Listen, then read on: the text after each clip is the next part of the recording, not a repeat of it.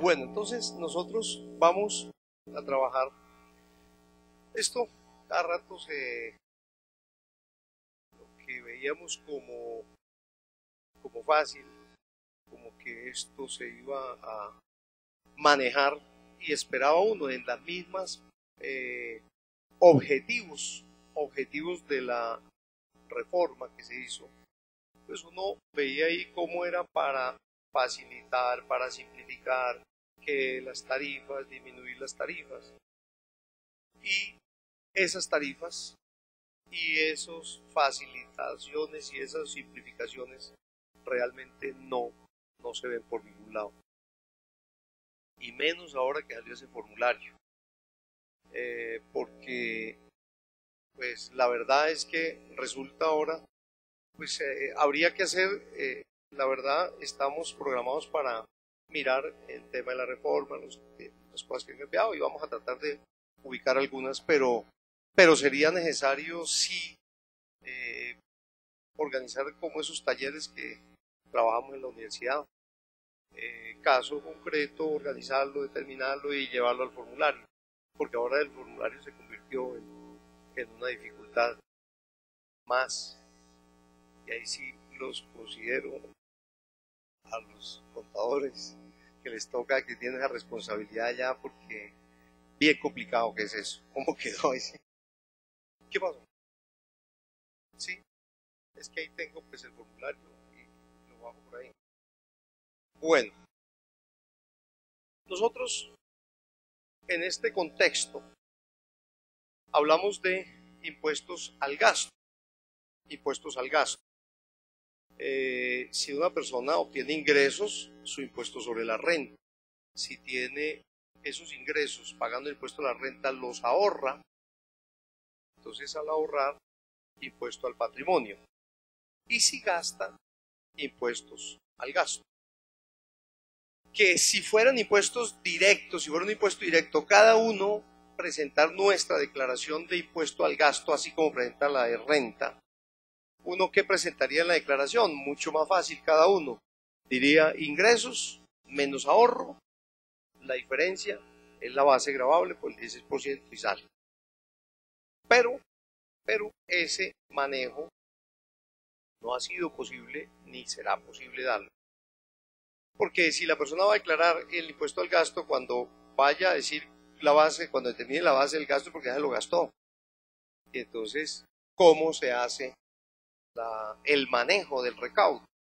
Entonces, viene a través de, así como en renta, cuando lo mismo presenta su declaración de renta, va a presentar la declaración de renta al otro año, también cuando le lleva al Estado, ya es posible que se lo haya gastado. Entonces, el mecanismo allá es el de las retenciones. Entonces, cada vez que le pagan, retenga. Y ahora, aquí en impuesto al gasto, entonces el que vende es el encargado responsable de hacer de una vez al precio, auméntele el impuesto. Entonces, el Estado lo lleva allá. Lo va a recibir a través de los que venden y no de los consumidores. Entonces, nosotros, consumidores, simplemente pagamos. Y qué manera tan desconsiderada como quedó ahorita para nosotros los consumidores, porque tenemos nuestro IVA. ¿Qué espera uno? Que cada vez el IVA se perfeccione como se va perfeccionando en la Comunidad Europea, que lo manejan, en la Comunidad Económica Europea, los países de Latinoamérica. Entonces, ¿qué esperamos? Que eso cada vez se perfeccione más.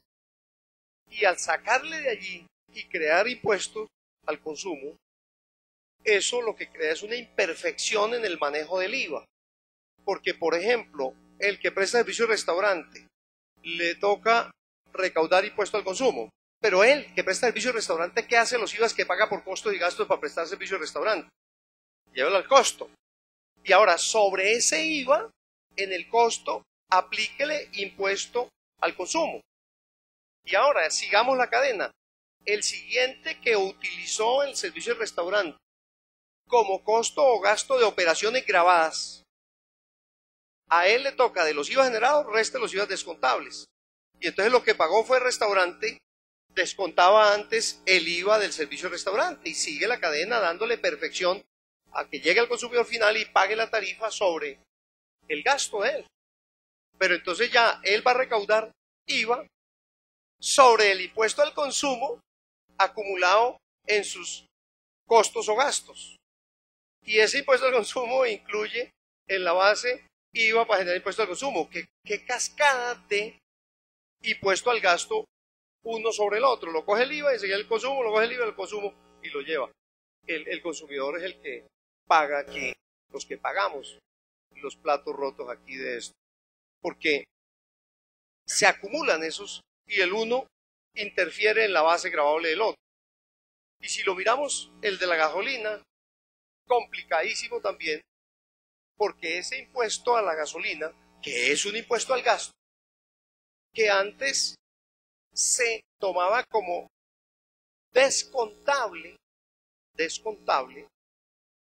de cuando eran adquisiciones destinadas a operaciones grabadas con IVA, pagaba gasolina, CPM, IVA sobre esos productos y los tomaba como descontables.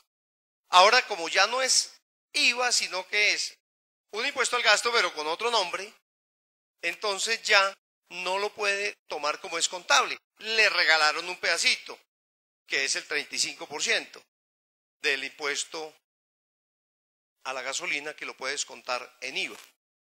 Pero el resto se acumula. ¿Cuánto va a recibir el Estado en este momento?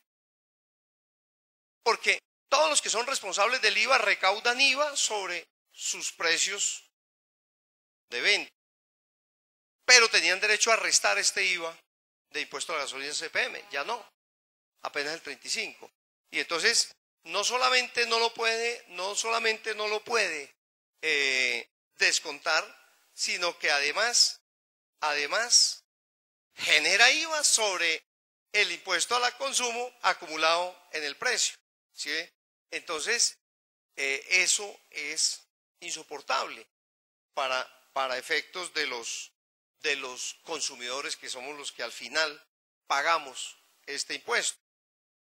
Entonces, esa parte, pues nosotros la vamos a tener que tener muy presente, ese efecto en todo este proceso.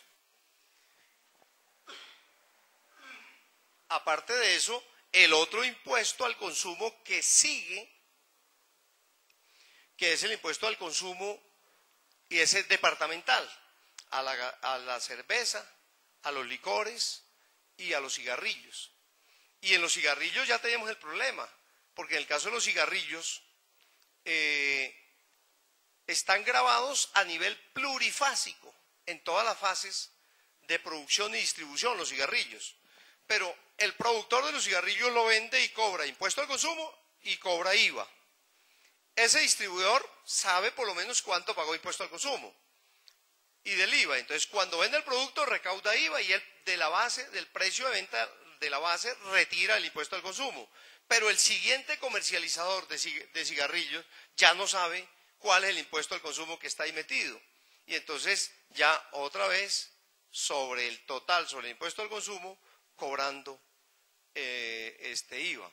Entonces, esa interferencia se da por efectos de esos impuestos al gasto ubicados en ese proceso. Gracias. Entonces, vamos a mirar algunos puntos importantes y, desde luego, si hay preguntas o inquietudes sobre los diferentes temas, yo pienso que lo podemos ir haciendo ahí mismo, para no decir al final, de pronto se nos olvide o se les quede alguna cosa, entonces lo podamos ir revisando. Entonces, donde vayamos encontrando el impuesto al consumo, lo vamos hablando de una vez. Si hablamos nosotros del IVA, como todos los impuestos, y otra vez, ahora aquí la recomendación es, si hablamos de impuesto al consumo, es el mismo esquema de cualquier impuesto. Si hablamos de impuesto a la gasolina, igual impuesto a la gasolina, el aspecto personal, quién es el responsable, cuál es la base gravable, el aspecto temporal y el aspecto espacial. De aquí, cualquier hecho generador de IVA, que son los hechos generadores que ya conocemos, la venta de bienes corporales muebles, las importaciones, la operación de juegos de suerte de azar, la prestación de servicios. Entonces tenemos el hecho generador. El aspecto personal, la persona que realiza ese hecho generador, la base gravable. Y quiero hacer referencia a este aspecto temporal. Y el otro pues es la territorialidad.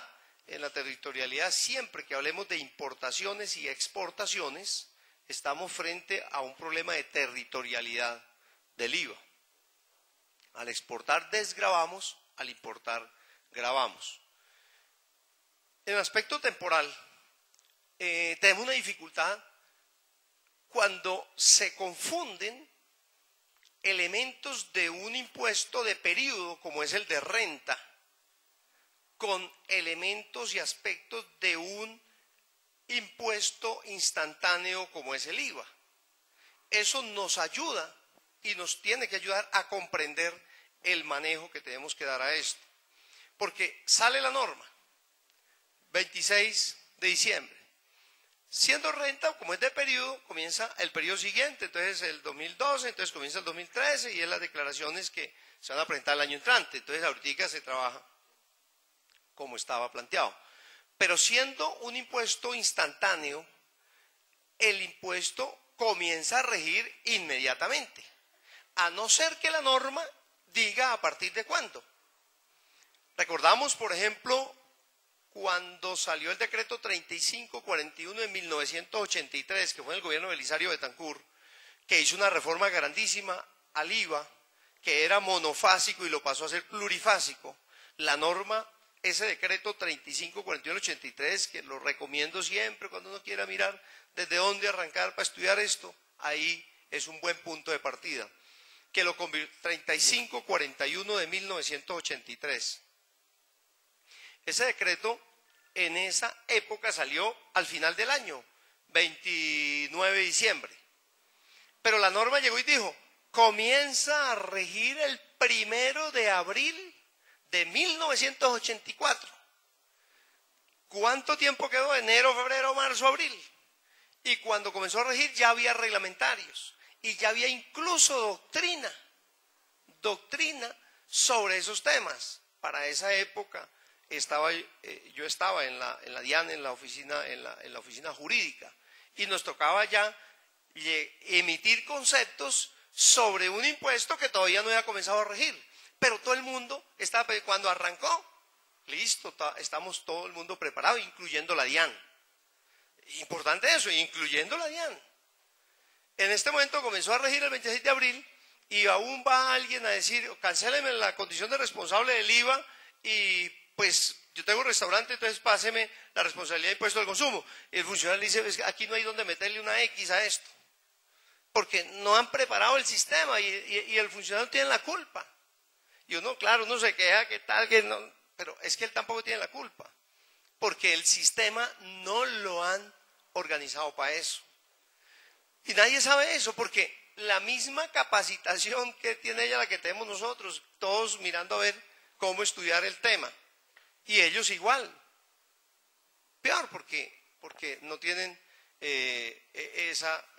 nada, están ahí todos quietos. Entonces, el problema que se presenta es ese. Ahora, salen normas como este decreto reglamentario que salió sobre los pagos y que tiene que ver con esto en los declarantes anuales. En los declarantes anuales, ¿cómo se les ocurre decir que siendo un impuesto de estos instantáneos, está bien, la declaración es el anual, no tiene problema? Entonces dice, pagos cuatrimestrales. Pues sí, pero ¿qué es lo que él tiene que pagar en el cuatrimestre? Los hechos generadores del cuatrimestre. Y entonces le dicen, el primer cuatrimestre pague un anticipo, teniendo en cuenta los ingresos del año pasado. Y teniendo en cuenta es el impuesto pagado en el año anterior, pagado en el 2012. O sea que una persona que presentó declaraciones de IVA y no pagó nada no tiene anticipo. Y va bien, o sea, le fue bien con no pagar. Perfecto. No pagó y le fue bien, y le va bien. Pero otra personita que presentó todos los compagos, pero el sexto bimestre le quedó saldo a favor. Y entonces, ¿qué le toca hacer? Los pagos de los 5 primeros bimestres, súmelos, el 30%, páguelo. ¿Y qué pasa con el saldo a favor del sexto? Solo al final del año, cuando vaya a presentar la declaración, va a poder utilizar eso. Pero por Dios, es que eso no es así. No es así, porque al contribuyente que no tiene velas en este entierro, que simplemente toca administrar el IVA, el recaudarlo y llevarlo.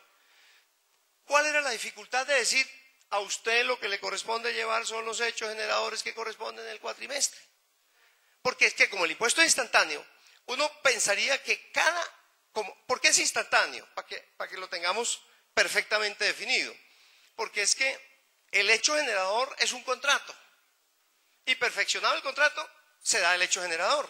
Y entonces otro contrato es otro hecho generador. Y otro contrato es otro hecho generador. Cada contrato es un hecho generador. Venta de bien corporal mueble. Cada contrato es un hecho generador. Entonces lo que se acumulan son los hechos generadores de este lapso de tiempo. Y lo que tiene que llevarle al Estado es exactamente lo de estos hechos generadores ocurridos en este lapso de tiempo. Porque no podría ponerse al contribuyente que cada vez que realice un hecho generador lleve el impuesto. No alcanza, todos los días para allá y para acá. Entonces le dice, haga eso por periodos, que puede ser bimestres, que puede ser cuatrimestres, que puede ser trimestres, como quieran. Pero no lo enreden, porque entonces ahorita en este momento el problema, y uno entonces, y no sabe para dónde coger, porque bimestral, cuatrimestral, anual, y que si cambia, que si no cambia, que si todo lo que se presenta ahí. Hombre, ahí, en esa condición es la dificultad. Sobre lo de los periodos, allí adelante vamos a hablar de periodos. Estoy mostrando aquí un poco sobre la importancia del aspecto temporal en este hecho generador, que es lo que nos ayuda a solucionar un poco de dificultades. Aquella persona que declaró el año pasado, y entonces el año pasado bien, le fue muy bien, tuvo impuestos recaudados, 20 millones, digamos, ya le corresponde anual, pero este año no ha despegado. Este año apenas ha bregado y no se ha logrado, especialmente los profesionales, que de pronto un contrato bueno, grandecito y le fue bien, pero no ha salido el contrato que le da el IVA, y entonces llega y le dicen, IVA generados, tiene por ahí 1 millón. El primer cuatrimestre, ¿cuánto está proyectado y te va a pagar? Si eran 20 millones, hágale el 30%. Y dije, pero yo ¿de dónde saco eso? Levanto esto si no he podido despegar. ¿Cuánto es? Pues el 30%. Y el otro, al contrario, que el año pasado le fue regular, le fue mal, no lo hizo bien, apenas arrancaba, entonces apenas 1 milloncito. Y entonces este año ya despegó y ya sacó el contrato que tiene un IVA, y ya la pregunta es, tengo un IVA de 20 millones ya recaudado. Lo tengo ahí, y entonces, ¿qué lo hago? Espérese al final del año. Por ahora llévele el 30%, y no, pero es que yo que me la gasto, bueno, eso sí, es otra cosa, pero no está obligado a llevarle eso. Entonces, no puede ser que todos estos contribuyentes responsables de este nivel anual, que es poco lo que recauda, entonces dijeron, mejor una sola declaración. Pues una sola declaración, pero pónganlo a que paguen lo del año, que es lo que le corresponde a él, y no este enredo que formaron. Pero más adelantico que veamos eso, vamos a ver el otro problema peor todavía, el decreto reglamentario, que le dice que la tercera cuota es sobre el IVA efectivamente generado, o sea, los créditos. ¿Y los débitos qué? Y eso como si lo hicieran personas que no tienen ni idea de esto. Porque esto sí ya no es el Congreso.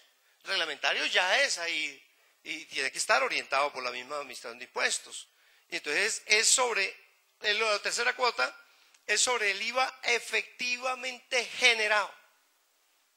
Entonces uno no entiende eso y claro, difícil. Pero esto tiene que ver con el aspecto temporal. Los contratos que se estaban celebrados, especialmente los arrendamientos que estaban del 10% y que pasaron al 16%, apenas entra en vigencia todos los cánones de arrendamiento de inmuebles que estaban al 10 pasaron al 16. Si en ese lapso posterior a la vigencia de la norma se causa un arrendamiento, ya ahí viene con la nueva tarifa. Y de ahí en adelante ya aplica, con una sola excepción, con las entidades estatales. Pero las entidades estatales, cuando son las entidades estatales inquilinos, cuando están pagando el arriendo, porque ellos disponen de un presupuesto y el contrato se celebra con esta tarifa a un año y se celebró en septiembre, entonces esa tarifa sigue rigiendo hasta el año, hasta que complete el año y sigue aplicando el 10. Entonces quienes tienen que, y en el formulario uno diría, bueno, ahí hay alguien que en este momento iría a seguir recaudando un IVA del 10. No hay renglón para eso. Toca meterlo ya con los del 16 a algún lado, echarlo allá a la suerte a ver en cuál. Pero existe esa posibilidad también. Entonces no le queda renglón para eso. Pero entonces, y esa norma es el artículo 78 de la ley 633 del 2000. Artículo 78 de la ley 633 del 2000, que lo reguló para todo el tiempo. En el decreto reglamentario que viene, está revisando, ahí vuelven a tocar el tema. Deberían decir de conformidad, como lo dice el artículo 78 de la ley 633 del 2000, porque la ley, está la ley. ¿Para qué el reglamentario? Bueno, para que lo recuerde que existe la norma, que existe la ley. Pero en el reglamentario no hacen referencia a la norma que está, que es ese artículo de la ley 633. Que las entidades estatales con relación a contratos celebrados con anterioridad siguen ¿hasta cuándo? Hasta cuando se modifiquen, se haga cualquier cambio a ese contrato, haga modificación, prórroga, cualquier cosa. Entonces ya lo tienen que hacer con nuevo presupuesto y con nueva tarifa. Eso tiene que ver esto de este aspecto temporal. Hay contratos que celebraron el año pasado. Por alguna razón lo celebraron con la tarifa que era en ese momento.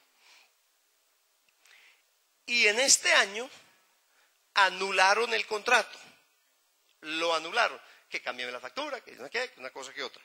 Entonces, anularon el contrato. Entonces, si anulan el contrato, las cosas vuelven todas al estado anterior.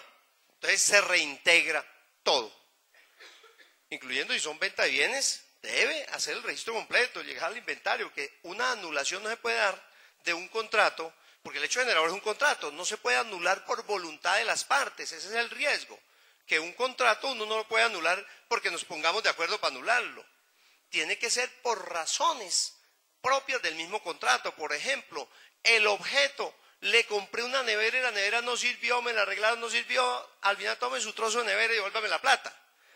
Se anula el contrato y vuelven las cosas al estado anterior.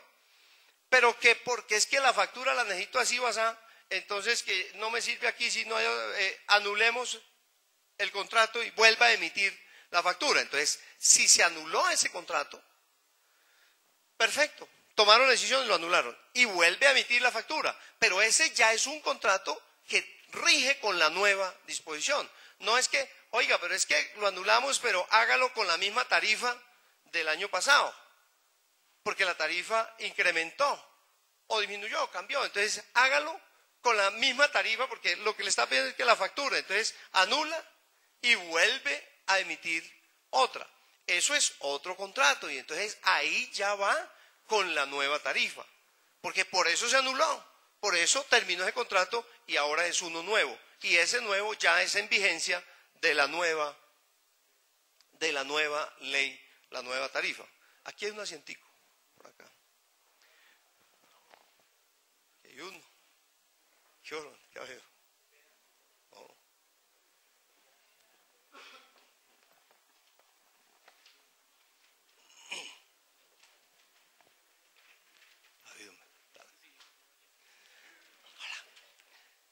Con los hechos generadores,